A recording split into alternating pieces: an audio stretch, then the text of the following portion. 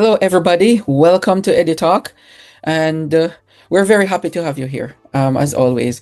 Today on our program, we have Dr. Priyanta Ravi, and she's no stranger to EduTALK. She has been here before. She's a neuropsychologist and brilliant minds, and she's joining us from New Zealand. And she has partners quite a few countries to the west and also in the middle. So that's a very good network to start. And we also need to have people engaging with the material and also with Dr. Ravi here to make sure that that you're looking at your health in different ways and also engaging with the procedures that are being offered, because technology moves and people move and change, and we have to progress towards a much more advanced way of thinking and societal living. So welcome, Dr. Ravi. I'm gonna call you Priyanta on the show. Welcome again to EduTalk, and it's very good to have you on. Thank you so much. It's a pleasure to be back.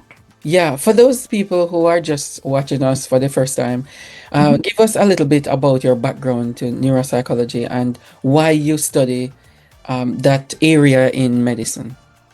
Sure. So I started off as a psychologist, and I was very much interested in the brain. Now, the thing with how psychology is taught, it's mostly about the mind and personalities, and it's a diverse plane in itself. But I wanted to also learn a lot more about the brain, so I sort of started off with psychology, and then ventured off into actually what's going on in the brain. Why do we feel things the way we do? How do we perceive it? What happens when things go wrong? So that's what led to me, deciding that okay, we'll go down neuropsychology and study neuroscience, and here we are. Oh, okay. Is there any motivators, some people who motivate you over the years towards this avenue of medicine? In other words, was there a life-changing event?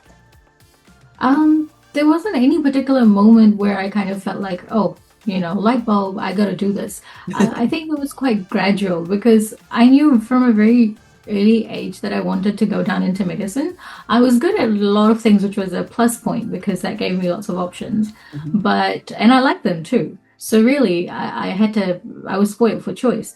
But the problem was that you can't do everything. So you had to pick one. And I thought medicine was something that, it's always changing. You can never study medicine and think like, oh, I know this, because each time there's more discoveries, there's different things coming up, there's different ways of understanding it. And that kept me busy. And I like that, because once you decide your profession, you're in it for life. Yeah. And I didn't want to go into something where I felt like, it wasn't rewarding me or I wasn't doing anything meaningful. Mhm. Yeah, yeah, that's so true. I can reflect on my own life in the same way too. But today we're focusing on burnout. And the idea behind burnout is where some people might think that, oh, well, I don't feel like doing something. My brain is shutting down every time I think of something.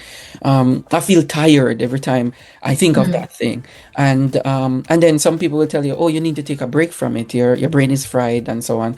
It's much more wider than that and deeper than that to think about. Can you give us your take as an expert in the area, neuropsychology? What exactly is burnout?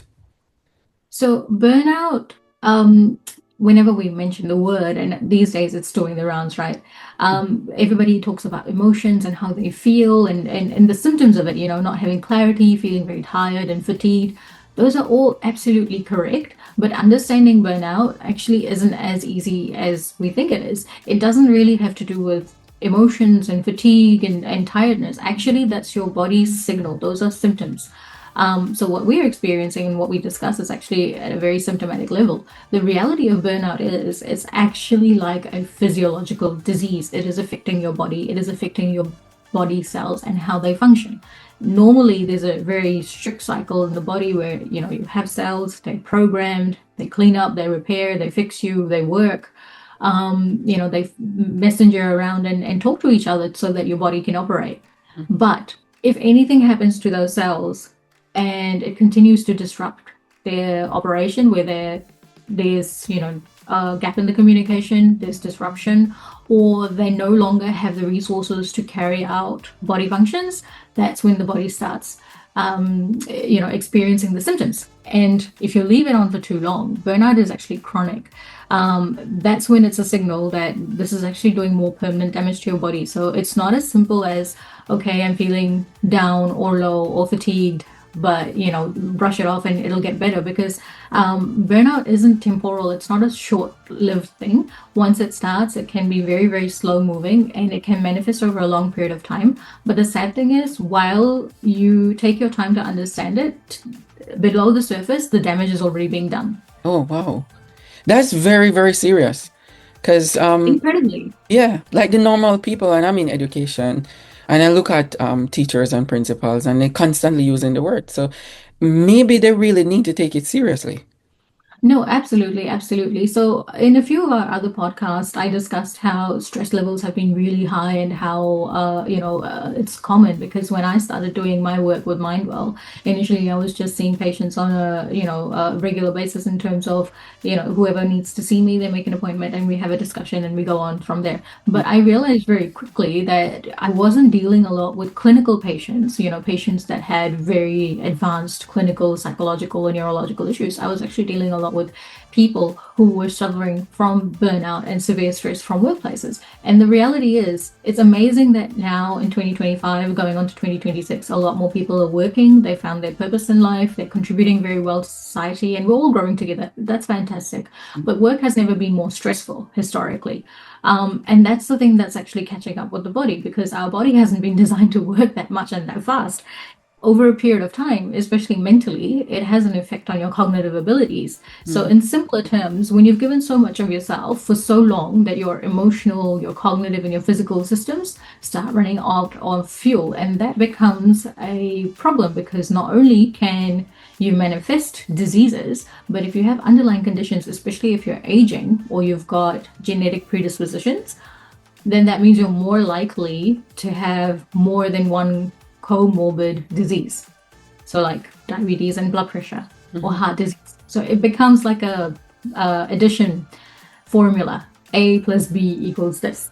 And yeah. that's disastrous, because your life function goes down. So Mhm, the World Health Organization now recognizes burnout as an occupational phenomenon. So it's not a physical issue, it's not a personal weakness, it's actually a result of chronic workplace stress that hasn't been successfully managed. mhm, And in a world where we live with, we've got HR now, we've got people and culture, we've got transformation lead, it is becoming very, very important that they understand the physiological aspects of burnout affecting the business as well as the people within it, because the people are the driving force. No business would survive, no matter how much tech comes in, if they don't have people.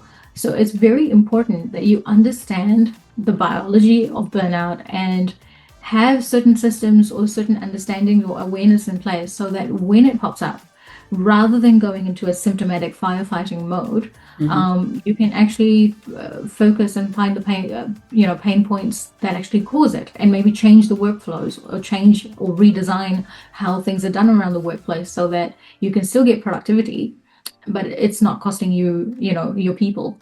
So let me ask you, pertaining to working and switching tasks and so on, the brain that controls practically everything in our lives, individually.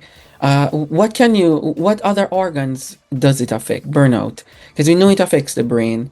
Does it Yeah. affect the liver and the heart and the kidneys as well? Every single thing. So, Oh. burnout was first described in the 1970s by a psychologist called Herbert Freudenberger, and Mhm, later on, Christina Maslick expanded this definition through three key dimensions, and they are emotional exhaustion, cynicism or detachment, and a reduced sense of personal accomplishment. So mhm, these three are the psychological perspectives or dimensions that were first used to describe burnout. What we are experiencing now is exactly these three phenomena, but that's on the psychological level. At a yeah. physiological level, stress and burnout are not the same thing. Stress is the body's short-term response, and it's adaptive. It's Mhm, there to help you mhm, perform and protect yourself. mhm, We are biologically wired that way. If we don't react to stress or short-term stress in that way, we will never adapt in any environment. So that is adaptive. But burnout happens when the stress response becomes chronic. The body doesn't let go of that, I'm stressed, I need to react right now, I need to do this momentum. And biological cost of that adaptation is what we call allostatic load, and that starts to accumulate in the entire body. So there's layers of that, and we can go through what happens in the body. Yeah, yeah. Yeah, I would, yeah, you can talk about a little bit of what goes on in the body with the relationship between the physiological and the psychological. Because I remember doing very basic, what is it, biological psychology studies, and talking about how certain levels of stress affects Yeah. our heart because it pumps more blood, and because of that, the force in it can actually triggers a heart attack or damage our arteries or veins in our system, and by extension it can cause even blood clot in our systems. So can you talk a little bit more about the the relationship between the physiological and psychological? So some people say that you just need to sleep it off. Is that enough with the relationship between No. the two? No, no, absolutely not. Sleep plays a very important part, and we've discussed earlier that sleep is very important for your body because it doesn't just help you mentally switch off, but it actually is the time frame your body uses to heal itself. And that's the time where your body is not getting commands, do this, move your arm, think about this. Mhm. So it gets time to actually go through the entire cellular process and look at which cells are dying, what needs to be repaired. Okay, your immune system is low, we need to pack this up, we need to release these hormones. That's very important. And at a neurological level, what the brain does is memory is formed basically when we sleep. So Mhm. whatever we do during the day, that stays in your working memory. But if you want to retain it and remember it long term, you need to sleep. And that's very important. Different qualities of sleep actually help different parts of repairing your body at a neurological and physiological level. But no, it is not something that you can say, okay, if I get some sleep, you might rest and feel a little bit better, Mhm. but it's not going to solve the overall problem because, like I said, burnout is chronic, it's long term. By the time people notice it below the surface, a lot of the damage has already been done. Okay. Because when we experience ongoing pressure, the body stress system stays active. One of the main stress systems that we've got, and that's of course in the brain, is the HPA axis. Mhm. So this is the hypothalamic pituitary adrenal axis. Mhm. These are three structures in the center of your brain, and they basically talk to each other. They release hormones. They are very, very alert. They help you stay alert. And they regulate that dimension. It's a triad, the HPA triad. Okay. So it's like the command chain that tells your adrenal glands you need to release cortisol. And that's the hormone that helps you stay alert and manage demands. Mhm. If you have very high levels of cortisol constantly being released into your body, that's a Mhm. problem. So it's not to say that cortisol is bad. Everything in your body is there for a purpose. But once it reaches a certain limit where it's too much or it stays very high for a very long time, that's when the system starts crashing. Mhm. So with chronic stress, the feedback loop in that triad, it actually breaks. So the cortisol stays high for way too long, and eventually that system becomes immune or blunted, and it says, "Oh, I'll just stay this way by default." Mhm. So if, for example, you're working, you're getting burnt out, maybe you had some very crucial deadlines to meet, and once that project is done and you achieve it, things, your workload releases, now you're prepared to de-stress. Mhm. But your body is not prepared to de-stress because you've triggered and you've stuck that HPA axis on overdrive. How are you going to reverse that? It's Mhm. stuck. So there's nothing Yeah. externally triggering you, but because the triad has been so, overactive or overstimulated for such a long time, it doesn't know how to break away from that. And that can't be done with sleep or just taking a couple of days rest. That requires a lot of deep work. One of the sort of responses I constantly face when I try and work with businesses or when I first approach them, and people come to me and say, "Tell me more about burnout," and I say, "Okay, this is what's happening," and all of that. They somehow mix it up with wellness. Mhm. And I'm like, okay, yeah, you can think of it in that way. We're talking about wellness because we want this to be prevented. Right. That people can be very healthy, and when you're healthy, you can be more productive, you can be more creative. That's when the innovation happens. Yes. But unfortunately, the misconception I get a lot of times is that EAPs or employment assistance programs are sufficient for handling things like that, Mhm. without actually understanding that, yes, employment assistance can help workers cope in the workplace with work stress, and some of the benefits that some organizations provide, like, for example, gym memberships or spa therapies. I mean, it varies, but those things are very, very much at a very superficial level. They can help you de-stress. It helps kind of the employee and the employer relationship, in the sense that people feel that those benefits that are being provided to them, strengthen their bond with their employer, in the sense that the employer is investing in their wellness. Mhm. But it doesn't actually solve things like chronic burnout, and it Yeah. doesn't actually help you perform better at all. Right. So let's talk about management. Yeah. This guru from India, I don't remember his name. He said, well, one of the strangest things when he came to America, he saw from coming from India, he said people talk about stress management. And he said, why do you want to manage stress? You manage like your money and like wealth management, you manage your time, you manage your schedule, but Yeah. stress is a negative thing. Why do you want to manage it? You want to not manage it. You want to manage things around stress. Like, and to avoid not really focus on the avoidance of it, but focus Yeah. on things that will eventually push off stress. So, for example, manage your time around not becoming overwhelmed.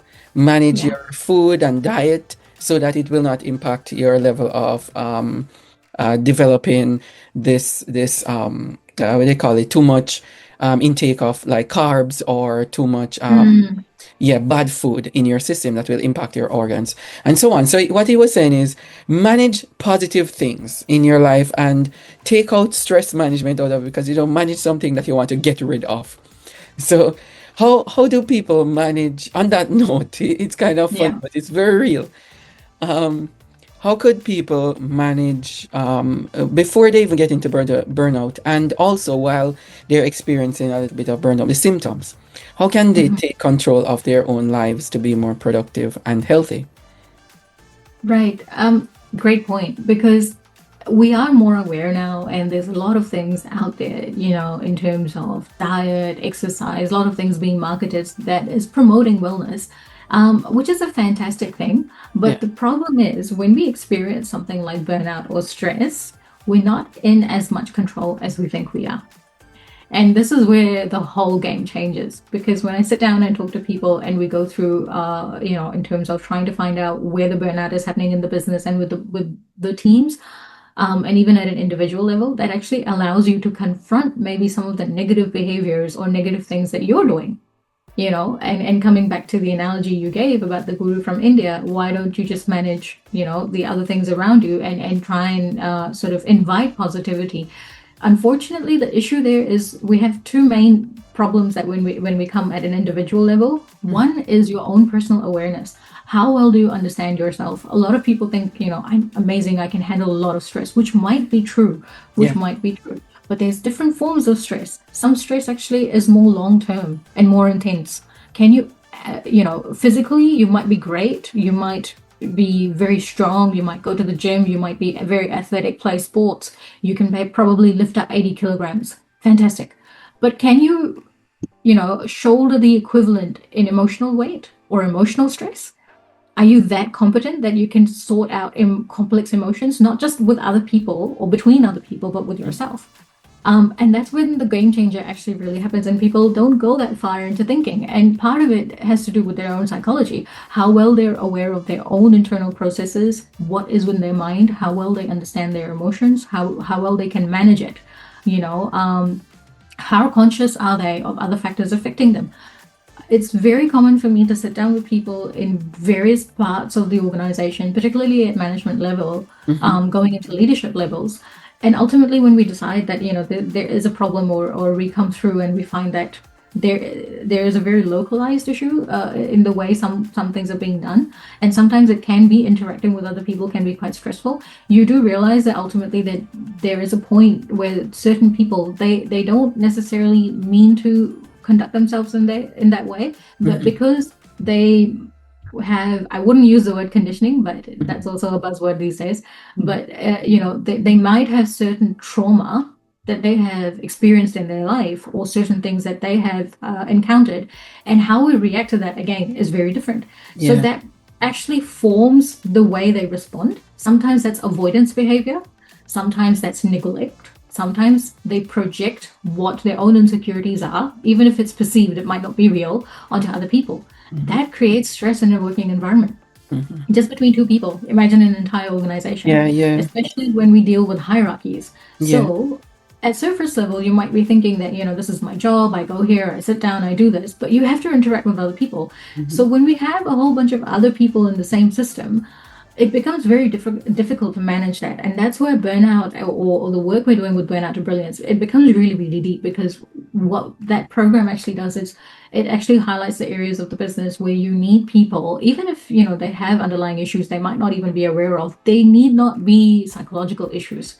Mm-hmm. It's part of life. We all experience things. They can be positive, they can actually be negative. Obviously, people are more understanding of negative issues or negative trauma that other people carry, but some people, again, the way they react or the way they respond, they may not understand why they're doing it themselves. Right. And in a working environment, if you don't know the person very well, or you don't know their life history, it becomes very difficult Yeah. to actually, just look at a person's resume and think that, will you be successful in this role? Will Mm-hmm. you be engaged in this role long enough to actually flourish in it?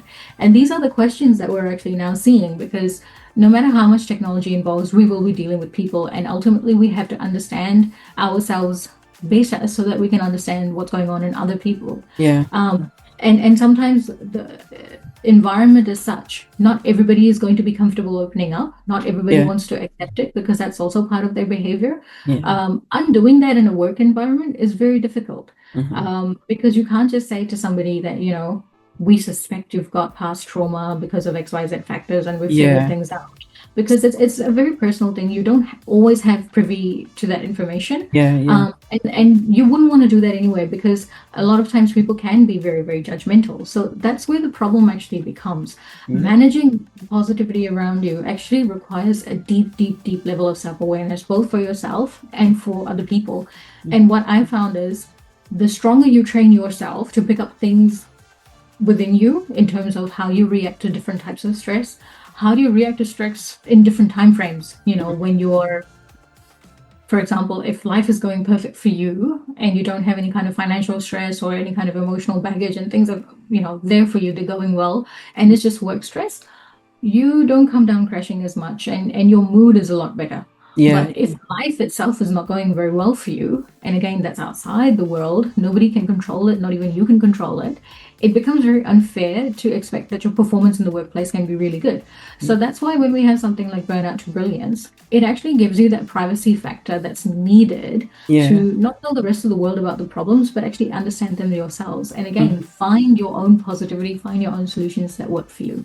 I'm glad you mentioned that, because that was my question to you to wrap up with, is the Mindwell burnout to brilliance, and you summarized it very well. Because here, Mindwell is, give us a little bit about it, like 30 seconds about Mindwell, burnout to brilliance, because you mentioned a lot about it, but I want to make sure people understand what you're offering. Yeah. So firstly, Mindwell, as the name suggests, is about your mental wellness. We're not looking at mental diseases per se. We're looking at how to stay mentally well. How can you charge your brain? Like people think about, oh, I want to build a six-pack ab. So you go to the gym and you ask your instructor, what kind of weights or what kind of routine you need. This is exactly the same thing, except we're doing it with your brain. So when we're looking at wellness, we're basically looking at how do we retrain the brain so that it can work in a in an occupational environment and resist things like strain and stress.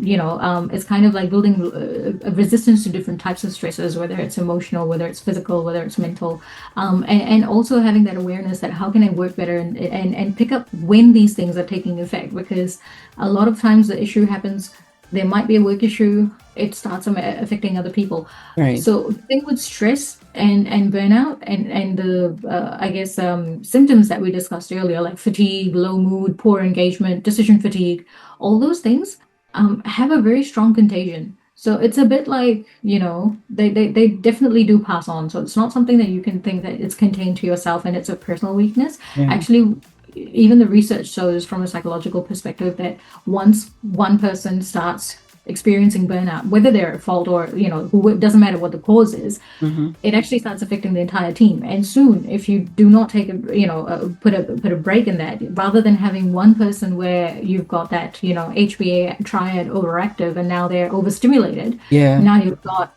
your entire organization. And how can you expect to run a business like that? Because people are disengaged, and that's when the business cost goes up. Yes. Because you're passing out on opportunities that might be like really, really good for you, but because mentally you're not in that space to absorb it, you don't have the mental bandwidth to understand it, and you don't want to give time to other people because you've stuck, in that response where I just want to tick the boxes and get rid of things off my desk, because mentally that's what people feel when they get Yeah. stressed.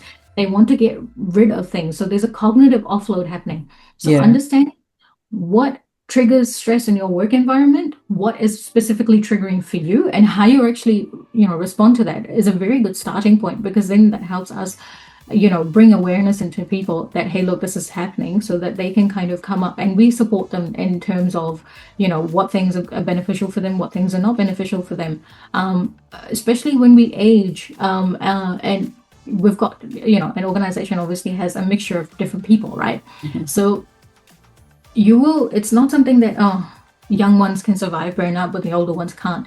Sometimes the cost of burnout can be equally detrimental regardless of age. Right. Why? It's because of that intensity, the emotional intensity, but also the physiological intensity as well. Sometimes people are so tuned in or overwhelmed by the emotional or the psychological impacts of burnout that they don't look at the physiological damage. So the Yeah. Exactly. parasympathetic system, Mm-hmm. which is helping the body rest and repair, that gets suppressed. So that's your immune system. Mm-hmm. That's not good. Whether you're young or old, if you are chronically stressed and that triad is on overstimulation and it triggers your parasympathetic system off, that means you're more likely to get sick. Yeah. And that's why businesses see a very high turnover in terms of staff sick leave or staff turnover, because your body has manifested all of that stress into its cells, and it can't repair, it can't fight, and the immunity goes down. Yeah. So long term, you cannot expect that when you're burnt out, you can be highly productive and achieve great things in your role or for your Exactly. organization. Yeah. And Yeah. same time, Yeah. And we and talk when you about become, that in our yeah, last, yeah, in our last yeah, a couple sessions ago. Yeah. All right. We have to leave it at that. Dr. Priyanta Ravi, this is very good. And if guys you want to reach out to Dr. Ravi here, you can check her out on her LinkedIn profile. Just type in her name, Priyanta Ravi, and then what do you call it? Messenger on that. You also reach out to us at edusolutionsintl@gmail.com, and we will link you up with her as well. So enjoy your week, and we hope that you will take precautionary measures, especially when you feel that idea of burnout, which in fact is the symptoms that are coming on. You need to reach out to somebody and talk about these the stress level as well as your symptoms. Talk to you soon. Have a great week, and we will have another episode for you next week. Take care, everybody. Bye bye.